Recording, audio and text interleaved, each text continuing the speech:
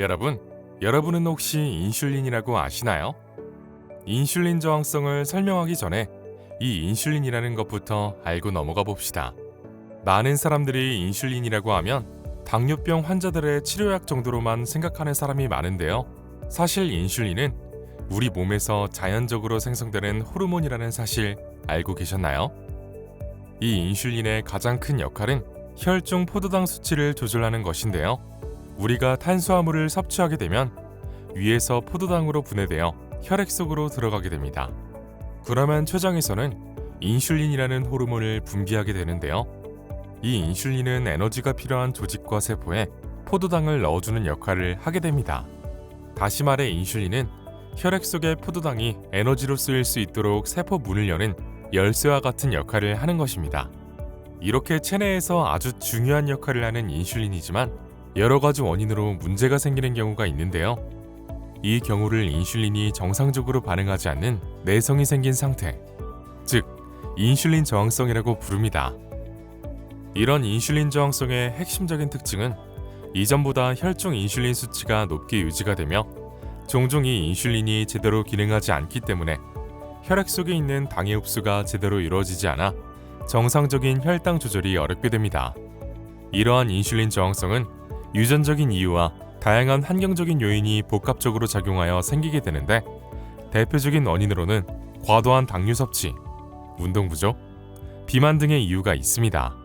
최근에 30에서 40대 젊은 층에서 당뇨병이 폭발적으로 늘어나는 이유 역시 이 과도한 당류와 정제 탄수화물의 섭취, 그리고 장시간 앉아서 생활하는 습관과 운동 부족으로 인해 비만으로 이어지기 때문인데요.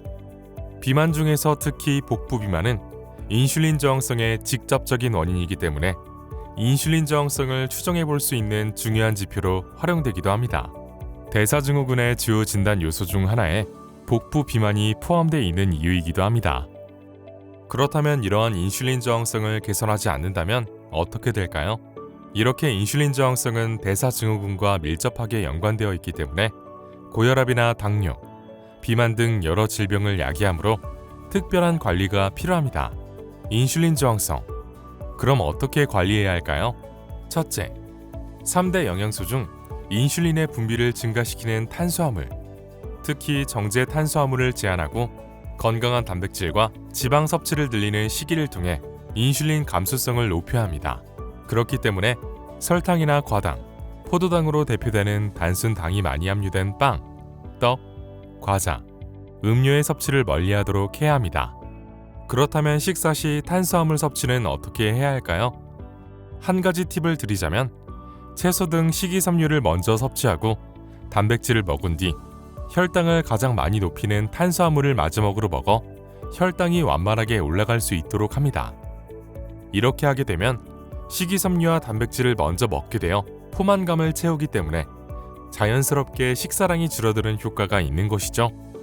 탄수화물은 과하게 섭취하면 잉여 탄수화물이 지방으로 축적되기 때문에 적당량의 탄수화물을 섭취해야 하는 것 잊지 마세요.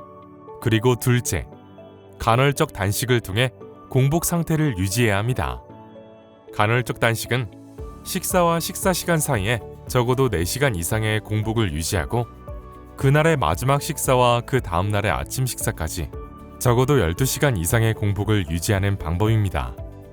이러한 단식은 세포가 인슐린의 자극으로부터 쉴 수 있는 시간을 줌과 동시에 우리 몸에 있는 지방을 연소시킬 수 있는 기회를 제공할 수 있는 것이죠.